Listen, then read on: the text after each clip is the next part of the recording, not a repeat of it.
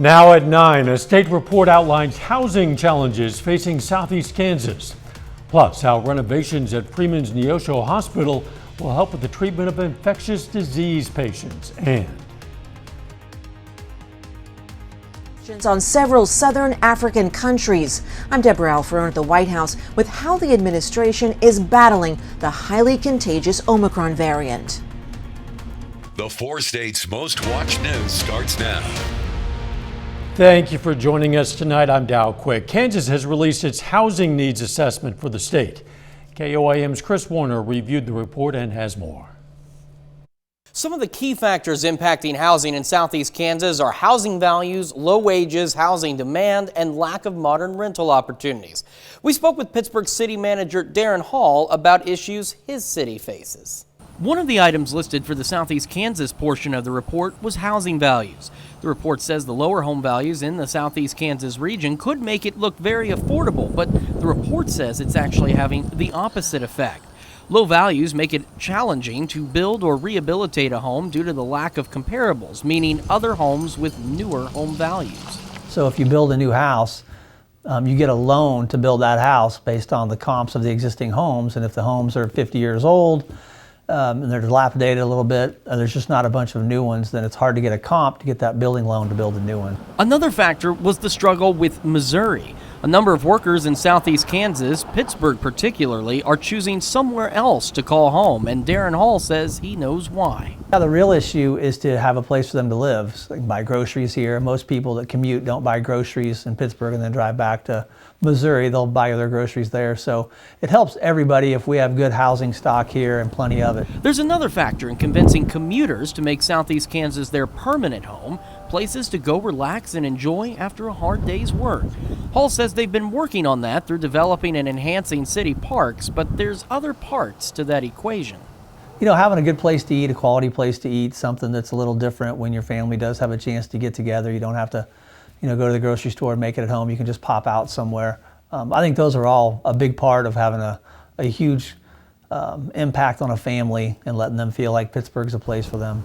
One of the other key issues in the report was education resources. The report states the southeast region has the resources to train and educate the next generation of workers, but needs to continue expanding building trades programs. There are a number of issues covered in this report that we couldn't squeeze in tonight. The report is in 2 parts, a statewide profile and a regional assessment. If you're interested in checking it out, we've placed links to both in this story over at KOAMnewsnow.com.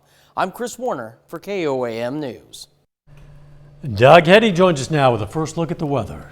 Well, Dow, it actually turned out to be a pretty good day for us today. Temperatures not too bad. Most of us went up into the mid-60s, 21 degrees above where we should be for this time of the year. In fact, we started at our average high for this time of the year. We had some showers, we had some thunderstorms late last night into the morning hours. Those raced on out of here. We are starting to see clouds increase again. Our next little wave is kicking out from the southwestern parts of the U.S., and this will give us a little bit more rain as we go into the daytime hours tomorrow. Dropping back, we're sitting mid-40s. We have northerly winds kind of ushering in a little bit cooler air over the past few hours, and we are going to see this tonight as we drop back into the upper 30s. But still, temps pretty good tomorrow, even though we're going to get some rain in here, especially morning into the early afternoon. We're going to break that down and look into New Year's, a storm coming up here in just a bit. See you then. President Biden says we now know enough about the Omicron variant to lift travel restrictions to southern Africa. This comes one day after the CDC also updated its isolation guidance. The holiday season is set to end this weekend, but concerns over a spike in cases and hours-long waits for tests continue in many parts of the country. Reporter Deborah Alfarone has more from the White House. The White House announced it will lift travel restrictions this Friday on these 8 African nations, which were hit hard early by the Omicron variant. A new CDC report highlights a small study suggesting the highly contagious variant has an incubation period of around 3 days and causes less severe symptoms in those who've previously had COVID-19. The virus is adapting. Omicron is different, very different from prior strains, and we need to adapt too. This week, the CDC slashed the isolation period for those testing positive for COVID-19 from 10 to 5 days if you're no longer symptomatic. But you're required to wear a mask in public for at least 5 days. You're most infectious a day or two before you get sick and for the first day or two after you've gotten sick. So it's a reasonable approach to keep our economy moving, save lives. The airline industry pushed for the change, with staffing shortages leading to several hundred more canceled flights. The president's chief medical advisor, Dr. Anthony Fauci, calls the updated CDC guidance a good choice, but the head of the flight attendants union disagrees, saying that it could lead to an unsafe work environment. Long lines also persist throughout the country for those seeking a COVID-19 test. It makes you want to cry. You feel bad, and then you can't, you just can't get in anywhere. Chicago public schools are asking students and staff to take a COVID-19 test before returning to classes next week. Oklahoma Governor Kevin Stitt says he probably will not get a COVID-19 booster shot, even though health experts are encouraging everyone who's vaccinated to do so. Stitt says he's perfectly healthy and that his doctor hasn't told him he needs one.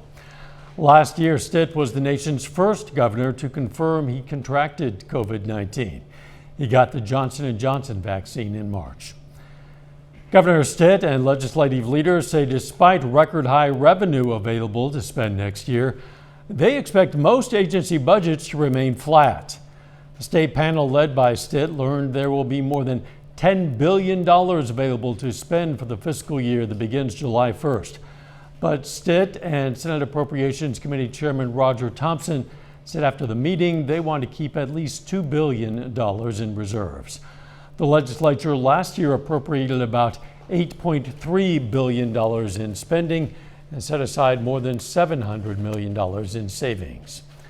Freeman Health System today unveiled new renovations to its hospital in Neosho, Missouri. Officials say the hospital's emergency department has been updated from top to bottom to be able to treat more infectious disease patients. New additions to the department include several negative pressure isolation rooms, a negative pressure triage room, a new nurses station, and a new HVAC system. Improve efficiency, to be able to turn this room more quickly, to be able to move patients through more quickly, but most importantly, to be able to place patients who need to be in an isolation room in an appropriate area to deliver care. In total, the renovations cost $1.5 million. KOAM News at 9 on Fox 14 takes this time to honor another four-state hero. Private First Class Harold Adams was part of an infantry unit with the U.S. Army in 1943 and 1944. He guarded German prisoners of war in Mississippi during World War II. His hometown, Pittsburgh, Kansas, and we are proud to salute Private Harold Adams, a four-state hero. Doug is next with a complete look at the forecast. And later, the Neosho boys hit the floor against Cassville in the first round of the Neosho Holiday Classic. We'll have the highlights in sports.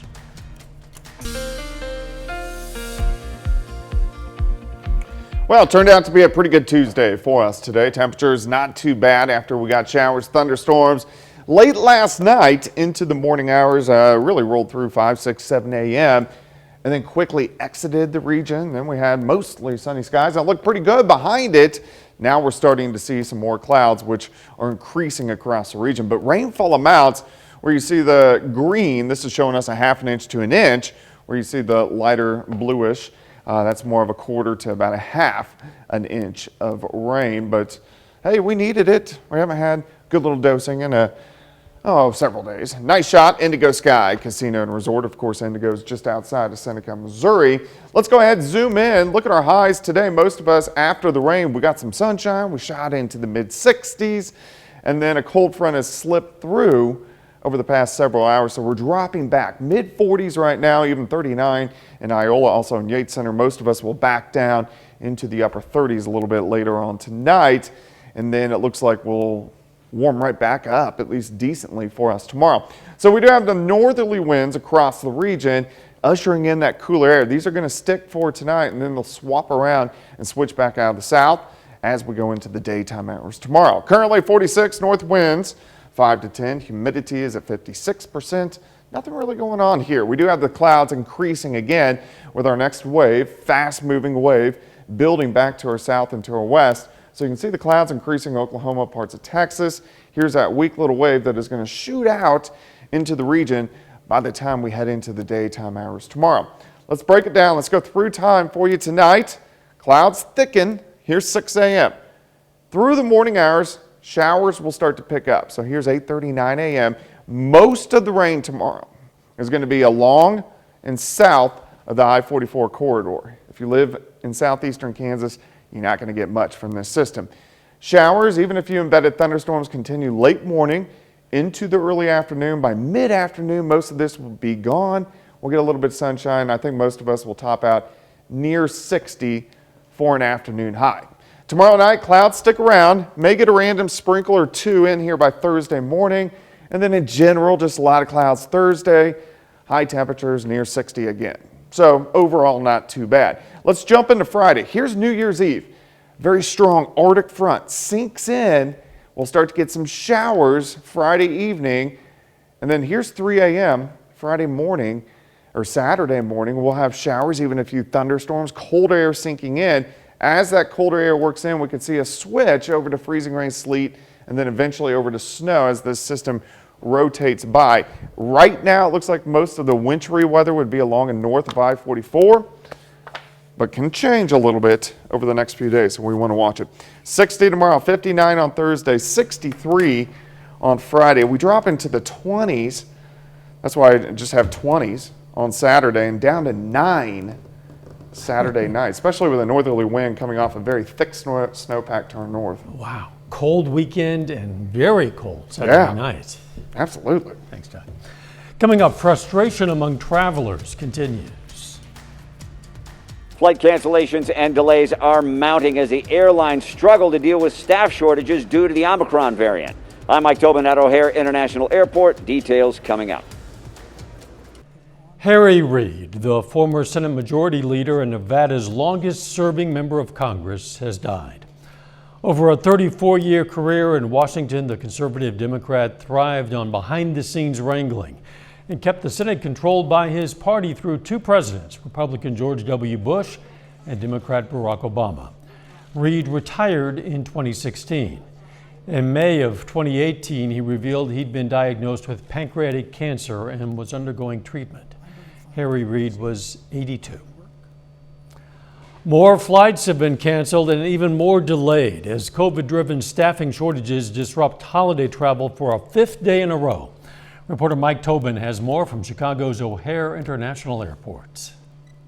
No relief in sight for some travelers at airports today as flight cancellations continue to bungle the holiday travel season. According to FlightAware, around 1,000 flights were canceled by the afternoon on Tuesday and nearly 3,000 flights were delayed. We've been really lucky.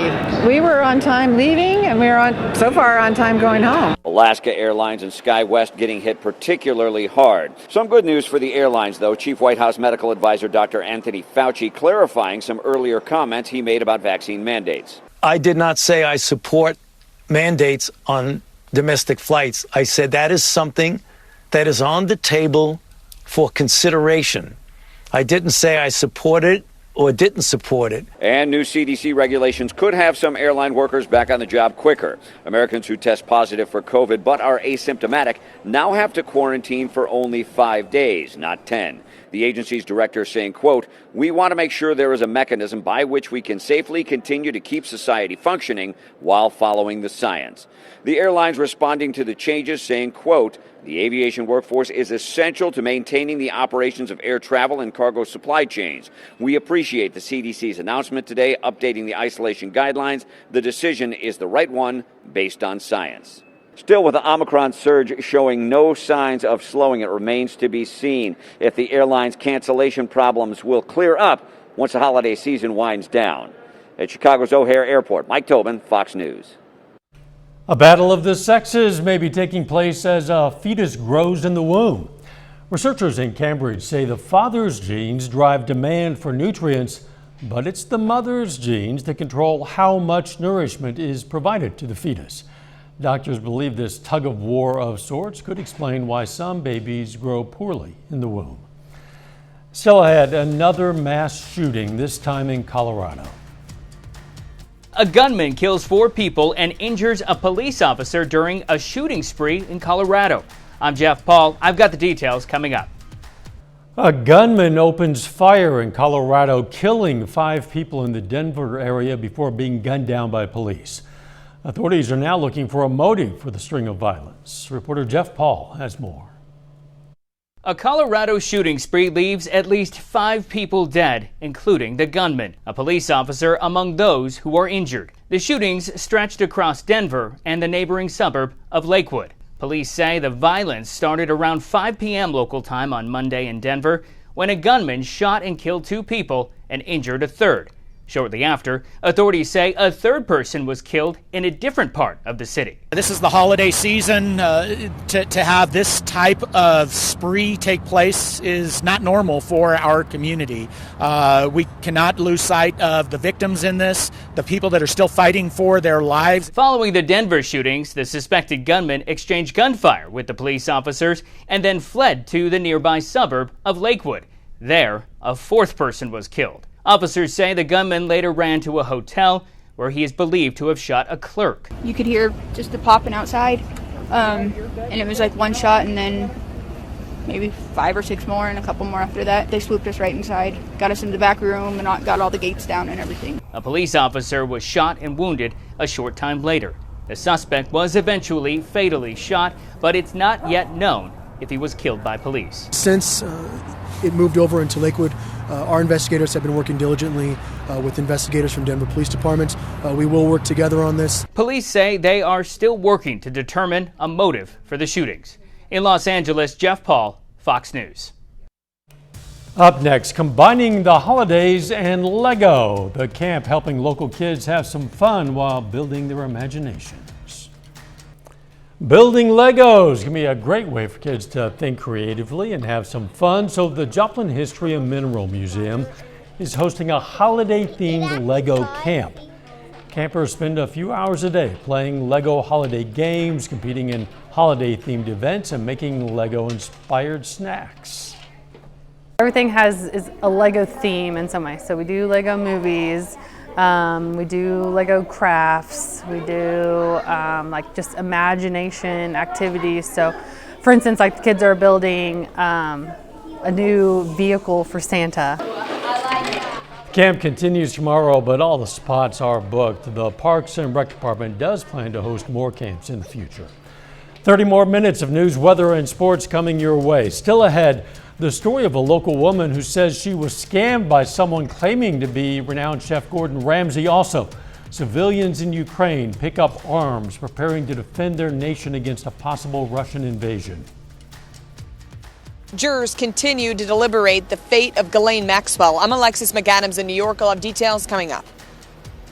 Sarcoxie, Missouri woman says she was scammed by someone pretending to be world-renowned chef Gordon Ramsay. Michelle Huffman says she joined a Gordon Ramsay fan page on Facebook and thought she had received a message from the man himself. Only, of course, it wasn't him. The imposter was able to convince Michelle to send $1,000 in Google Play and iTunes gift cards under the guise of buying a house together. When the imposter wanted more, Michelle became suspicious. Stephanie Garland with the Better Business Bureau says to always be careful when communicating with supposed celebrities online. When you're asking questions, if for a celebrity, a lot of the answers are out there. So one of the questions the Sarcoxie woman Googled was what his favorite color is. And when she asked him the favorite color, he answered correctly because he had also used the search engine and was able to pull up the favorite color. So you just got to ask a lot of hard questions and see about an in-person meeting, and also be super leery of a celebrity just falling, unfortunately, for anybody else. If you think you've been the victim of a scam, you can report it at bbb.org. U.S. and Russian officials will take part in security talks early next year as tensions remain high between Ukraine and Russia. While the diplomats talk, Ukrainian civilians say they don't want to sit by if Moscow decides to invade. Ian Lee reports. There's something different about these war games outside of Ukraine's capital. Running through the forest aren't soldiers, but doctors, students, and businessmen. I believe every young person in this country should know what to do when the enemy invades, says this student. This may seem like something out of a Hollywood movie, but the threat is real. Ukraine is staring down the barrel of a possible Russian invasion. Western intelligence agencies think it could happen as early as next year, although Moscow denies this. So Ukrainian soldiers are training civilians to shoot a gun and even make improvised explosive devices. These people arrive, receive weapons, and carry out command assignments to defend their homes, says this battalion commander. While Ukraine's military trains with new American weapons like the Javelin anti-tank missile, it knows it can't stand up to the might of the Russian military. Just across the border, tens of thousands of Russian troops prepare for their next orders. So Ukraine's defense plan includes building a local resistance, drawing lessons from America's wars in Iraq and Afghanistan. I believe we have a chance to win even if our enemy is stronger and has better weapons, as long as every single person defends our homeland, says this doctor. If the fog of war comes, these Ukrainian citizens plan to be ready. President Biden yesterday signed a spending bill that will provide $300 million to support Ukraine's armed forces. Americans could learn more about the U.S. Capitol riots next year. An aide to the January 6th Select Committee shared that lawmakers hope to have an interim report on their investigation ready by the summer and a final report done by fall of 2022. According to the aide, the timeline is a goal, not a deadline. Most of the committee's work has been done behind closed doors, including hundreds of witness depositions. Members have said they hope to present more of their work on the insurrection in public hearings in 2022. Jurors continue to deliberate the fate of Ghislaine Maxwell. So far, they've sent several notes to the judge asking to review testimony from the trial. Reporter Alexis McAdams has more. Jurors in the Ghislaine Maxwell trial working to reach a verdict for a fifth day. The panel of 6 men and 6 women returning to court in New York, deciding whether Maxwell is guilty or innocent on 6 federal charges, including child sex trafficking and sex trafficking conspiracy charges. Deliberations now lasting more than 24 hours and counting. Defense attorneys are definitely happier from their perspective that the jurors are really looking at the facts and it's not a slam dunk for the prosecution. Maxwell's trial saw more than 24 witnesses take the stand. During that time, prosecutors arguing Maxwell groomed and trafficked underage girls to be sexually abused by her former boyfriend, Jeffrey Epstein. Defense attorneys attacking the motivations and the memories of the accusers. Throughout deliberations, jurors have sent at least a dozen notes to the judge, asking to review testimony from all 4 of Maxwell's accusers and also a retired Palm Beach cop who was called twice to Epstein's house. The panel also asking that the judge give a definition of enticement in reference to 2 charges Maxwell is facing. A very, very complicated case, many different charges relating to different time frames, and each potentially relating to a different set of alleged victims. We could see them parsing through and maybe have acquittals being hung on some and convicting on others. The judge asking that jurors continue deliberations longer than usual due to COVID concerns. In New York, Alexis McAdams, Fox News. A bit later, sticking to those New Year's resolutions. 2022 is almost here. I'm Jackie Abanez. Coming up, more on what experts say you need to do to make smart and effective New Year's resolutions you won't quit.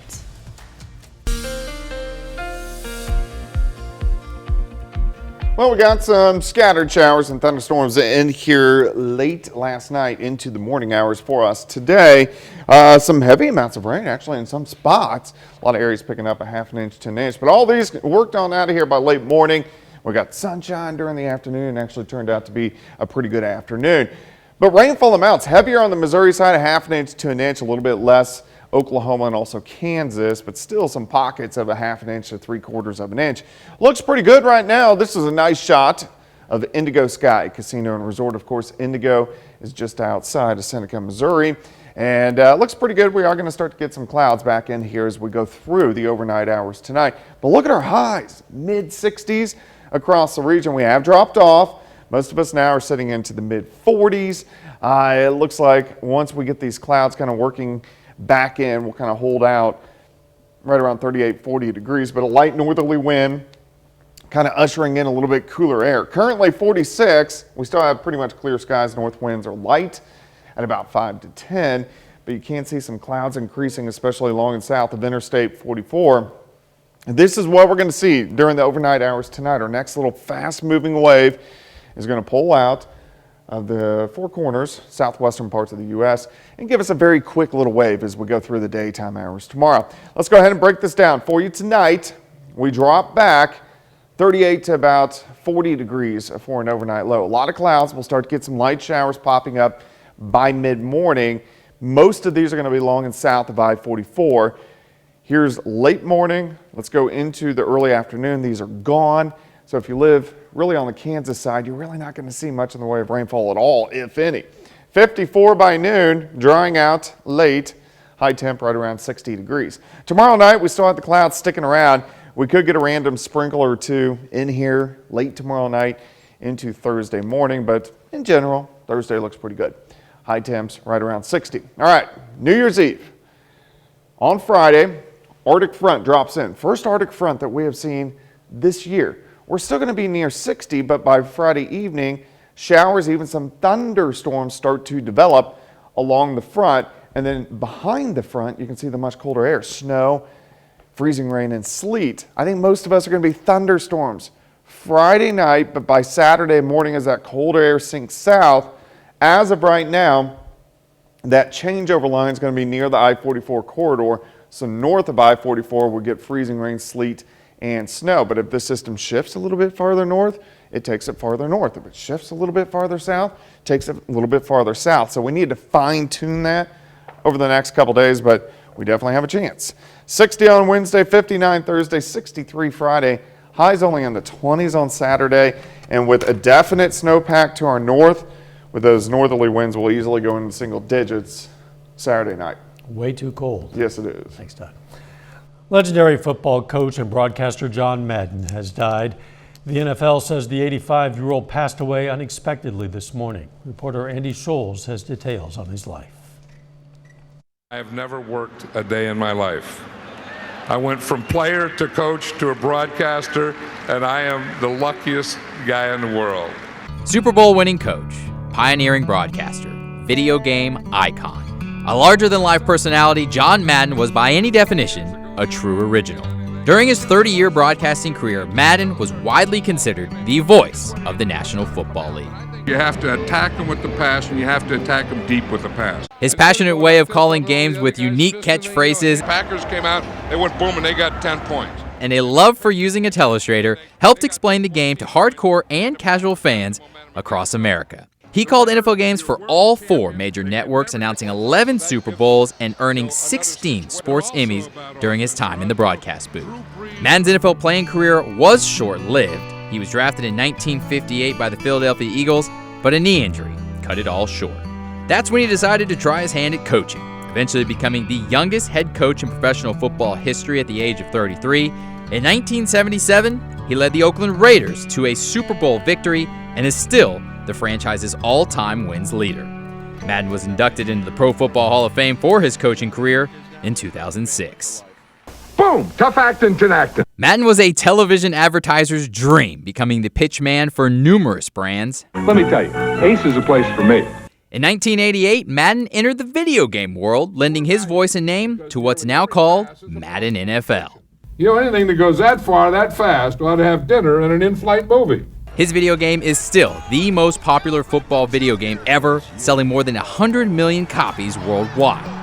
Whether it was his video game, his broadcasting career, or as a Hall of Fame coach, his passion for the game is what will always be remembered.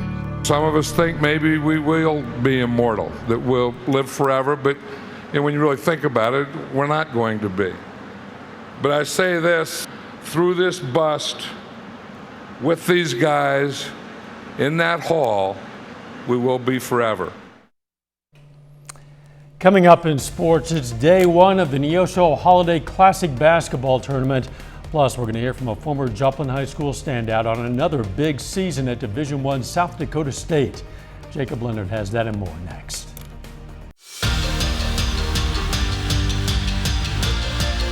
Well, Today is the opening day of the Holiday Classic basketball tournament at Neosho High School.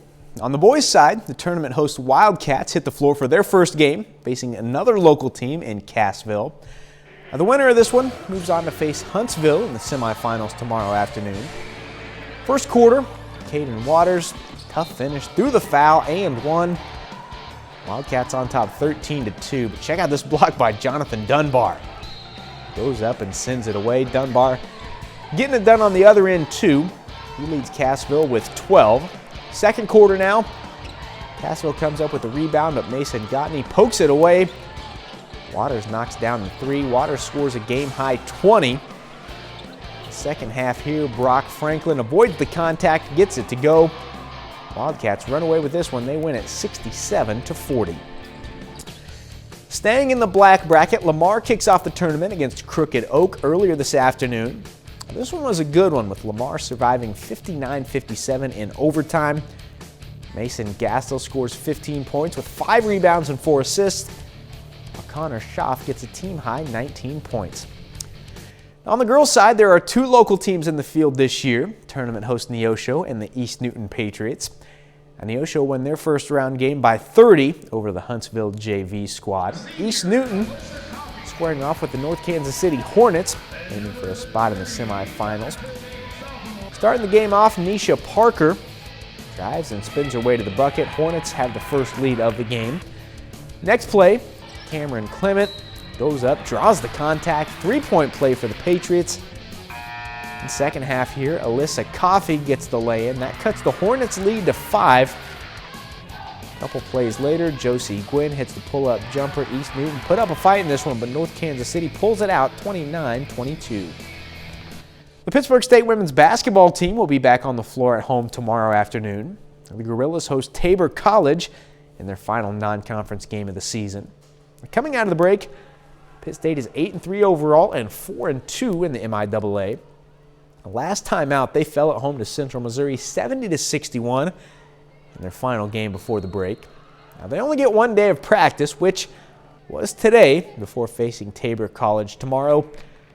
So they're hoping they can get back in the groove against the Blue Jays before they get back to the MIAA grind this weekend at Missouri Western.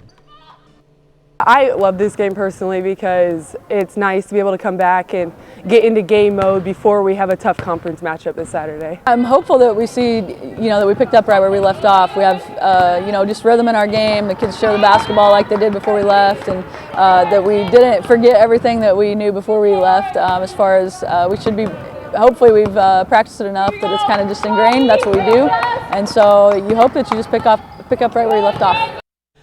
Former Joplin High School running back Isaiah Davis, who just finished up his sophomore season at South Dakota State. Davis did miss 8 games due to injury, but he still posted impressive numbers in 7 games for the Jackrabbits. The former Eagle carried 95 times for 709 yards. It's a team-high 7.4 yards per carry. He also found the end zone 7 times in those 7 games.